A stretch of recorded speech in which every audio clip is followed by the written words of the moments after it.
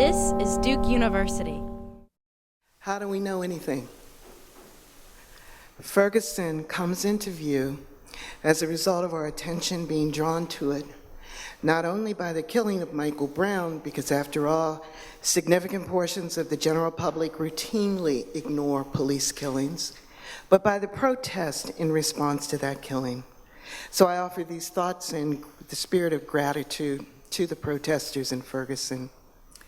Ferguson and its complexities, its demographics, its police force, its relation to what we know about other places, other circumstances, other events. Ferguson comes into view as a result of its crisis, but the realities of its everyday existence are both spectacular and thoroughly mundane. Ferguson is a means by which we can come to see and understand the structures of our social order, included but not limited to policing. One might say that Ferguson is a proxy for existence as millions know it, not because of the southeastern corner of Ferguson, but because of the relation of that southeastern corner to the rest of the city, because of its relation to the region, to the entirety of this country, because it offers a microcosm of a nation. A police killing is a specific event that opens itself up to a multitude of questions. Among them, who are those served by the police? Who and what pays for their services? Under what supervision does a police force operate? What is it possible to know about those operations? And those questions have a context. What surrounds a police department? How did that surrounding, that community itself come into being? Who lives there? By what means do they live?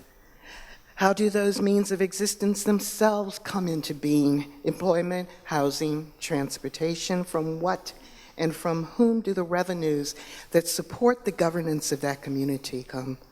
What do money, an economic system, a span of decades and centuries of money and an economic system, what do those things have to do with that governance, with that police force, with that police killing? What makes a photo of a human shot and left lying in the street for hours palatable for so many USers? What might the relation of Michael Brown's killing and the brutality of police response to protest tell us about human rights? The UN, which has urged the US to stop police brutality, sheds some light on that aspect of what has happened. So how might the history of UN inquiries be pertinent here? There are large policing and other issues that command our attention. Militarization of the police, lack of access to information about unjustified police killings, as Sandy mentioned, practices of police departments, the failures and complicity of different forms of media in the cross-centuries targeting of Black Americans as threat. And there are other larger issues and questions that can open out in the classroom into a consideration of the structures of our everyday lives made temporarily spectacular by the events of the past couple of weeks. For a few years, I've taught a course entitled Moral Panics, Spectacle in Everyday Life, because I'm interested in the relation of moments of spectacle to ordinary existence. And Ferguson is such a moment, such a set of circumstances. Both its everydayness and its spectacularity offer a means by which to make bigger sense of it and the conditions of the present conjuncture. Let's take, for example, the McDonald's, where 2 reporters were arrested by police officers. 3 months prior to the killing of Michael Brown, that McDonald's was the site of a workers' demonstration for a $15 an hour wage. The ordinariness of McDonald's presence in this city, in any city, thus became a spectacle because of a confluence of the protest around Michael Brown's killing, the policing and arrest of the journalist, and because of a different, smaller demonstration of dissatisfaction and determination on the part of workers to make change. If we're inclined to think about where Ferguson, as we understand it now, comes into being, then that McDonald's is one place to begin, and beginning there means that employment and wages come into the conditions that contribute to this conjuncture. Minimum wage is poverty wage. and the relation of poverty to the history of southeastern Ferguson, to the casual disregard on the part of the larger social order, to the expensiveness of being poor in Ferguson and other places, takes us out beyond Ferguson to what has happened for decades across the US. The history of the present comes into view when we understand that southeastern Ferguson is part of a city where its 21,135 people were issued 32,975 arrest warrants for nonviolent offenses, according to the Arch City Defender's Report, where half the courts in St. Louis County engage in the, quote, illegal and harmful practice, end quote, of charging high court fees and fines on nonviolent offenses such as traffic citations, and then arresting people who can't pay. Those unable to pay, and not so surprisingly so for someone who works for minimum wage, are subject to arrest. Ferguson has collected in 1 year $2.6 million in court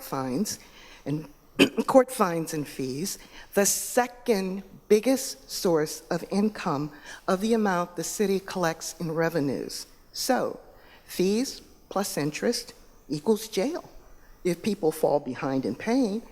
The disproportionate traffic stops of Black Americans in Ferguson then makes good budgetary sense to the government, given the reluctance to pursue budgetary enrichment through other means, such as taxing corporations, regardless of the illegality of essentially imprisoning people for debt.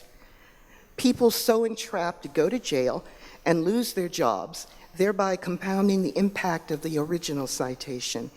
Add to this mix what NPR found in its investigation, that the courtroom gets so crowded that judges lock the doors just 5 minutes after court begins, so that if someone is late, that someone can't get in and therefore is counted as missing and thereby subject to the issuance of an arrest warrant.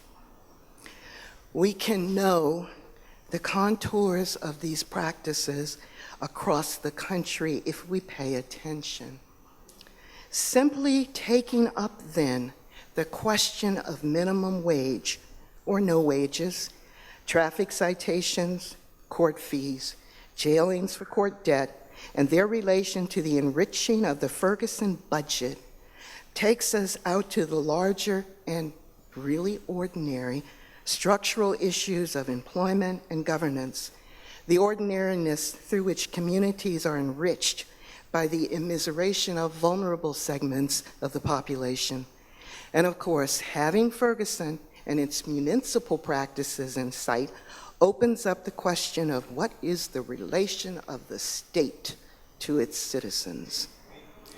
Now, some of these larger historical questions are prominent in an opinion piece by Carol Anderson in the Washington Post, a piece where she looks at what happened in Ferguson through the lens of an historical survey of white rage as it exploded after the Civil War, the Black Codes, the neutralization of the 13th, 14th, and 15th Amendments, and the court decision which undercut a law aimed at stopping the terror of the Ku Klux Klan, the backlash to the Brown versus Board of Education decision, and of course, Barack Obama's ascension to the White House.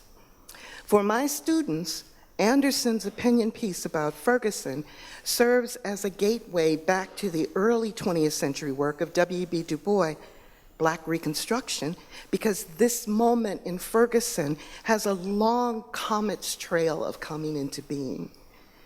The various methods of knowledge production about which we can speak in the discussion rise to meet the challenge of seeing Ferguson as an object, empirical, historical, ethnographic, policy, legislative, an object for the use of government-generated documents and databases, FOIA requests, NGOs research, for the work of traditional media, of new media, and social media's engagement with the on-the-scene witnesses, with the protesters, and critical interpretive work for attention to what I, possibly others, but I Googled it and didn't find anybody, what I have called coercion aesthetics.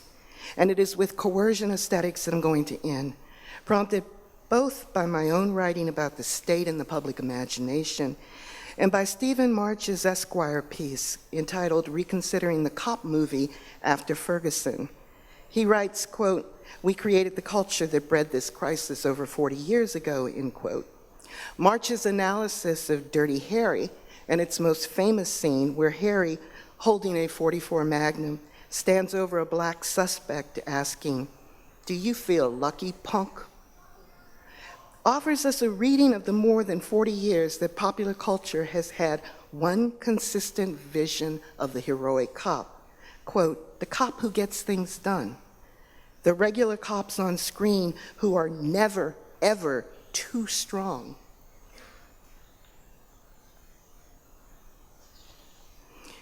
He writes that, quote, "The violent, rule-breaking cop is a cliche exactly because he's been the standard cop for so long.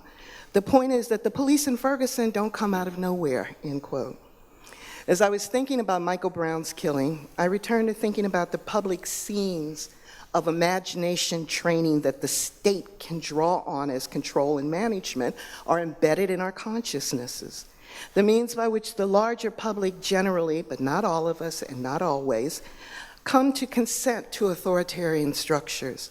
The tough father state, the face of neoliberalism, as it weaves a narrative of the supremacy of profit, a narrative about the production of disdain for the care of its citizens, where need for care becomes a marker of inadequacy, of softness, of a failed state, the bad maternal welfare state, as opposed to the father state that March is watching in Dirty Harry and the progeny of that film. Accommodation to the father state is present in the ineffable misery of the everydayness of our state and our economy's brutality. The misery of people ground up in debt, in police warrants for fines that underwrite the budget of municipalities, in miserably and unequally financed schools, in a jobless present and foreshortened wage futures, in inadequate housing, in all the things that come to light as we look at Ferguson, and as Ferguson focuses our attention back on our history, our present, and our future. But it's not only a movie that produces an aesthetic for the brutality or militarism we watched in Ferguson. It's not only Dirty Harry and its ilk that marks this and other moments with regard to repressive state apparatuses.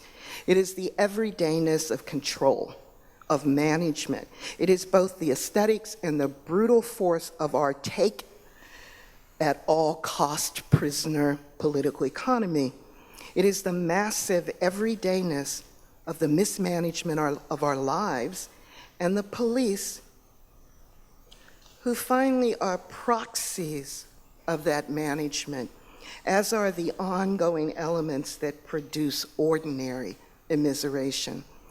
So I'm going to end by suggesting another negative image to hold in mind as a critique of this conjuncture.